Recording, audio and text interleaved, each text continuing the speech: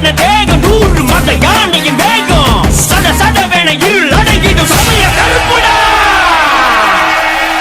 அவன் கச்சா கட்டி கொக்கரிச்சு வெள்ள குதிரை ஏறி அந்த காடு மலை அத்தனையும் ஆளுங்க